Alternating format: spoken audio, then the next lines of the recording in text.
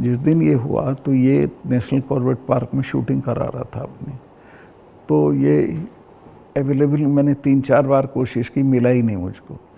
5 या 6 बजे इसका फ़ोन आया, हाँ सतपाल भाई क्या हुआ?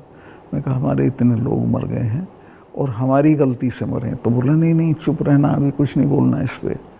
फिर 1 घंटे बाद ये डोभाल जो मेरा क्लास फेलो रहा लॉ में मेरठ में, तो इसका फ़ोन आया, सतपाल भाई आप बोल दी। मैं 2 चैनल को बोल चुका था ये बात, तो इन्होंने कहा नहीं नहीं कुछ नहीं बोलना है इस पर।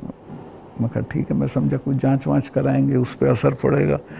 कुछ भी नहीं। तीसरे दिन इनका आ गया कि ये पुलवामा की शहादत को याद रखो और अब हम बालाकोट करेंगे, ये करेंगे, वो करेंगे। और अभी तक उसमें कुछ नहीं हुआ? कुछ नहीं, करना भी नहीं है इसको। पुलवामा के शहीद जिस तरह हुए थे, इसलिए हुए कि उन्होंने 5 एयरक्राफ्ट मांगे थे।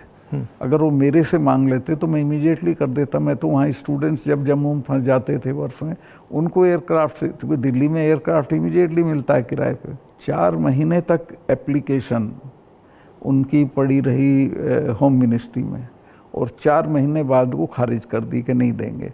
तब वो सड़क से चले। इतना बड़ा, मतलब 4 महीने के लिए वो चले ही नहीं? चले ही नहीं, इसलिए कि वो सड़क से चलना बिल्कुल इनसिक्योर होता है, वो उनके उसमें नहीं है सिस्टम में। 5 जहाज मांगे थे उन्होंने, वो नहीं दिए। 4 महीने तक लटकाए रखे। और तो 4 महीने के लिए क्या होल्ड पे थे? क्या होल्ड पे थे सब? मेरे सामने नहीं आई। अगर मेरे सामने आई होती तो मैं उसमें कुछ करता।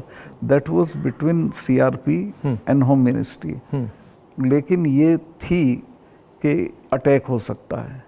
इसके अलावा वो जो गाड़ी टकराई थी, वो 10 दिन से घूम रही थी वहाँ, पूरा आप समझिए कि भरी हुई विस्फोटक से। वो कैसे, मतलब इतना एक्सप्लोसिवली कैसे, मतलब ऐसे घूम रही थी? सिस्टम नहीं था ठीक से। और जब मैं गया हूँ फिर पुलवामा होने के बाद, तो जो 10 किलोमीटर का स्ट्रेच है उसमें लगभग 8-10 लिंक रोड मिलती हैं। एक भी सैनिटाइज नहीं थी उस दिन।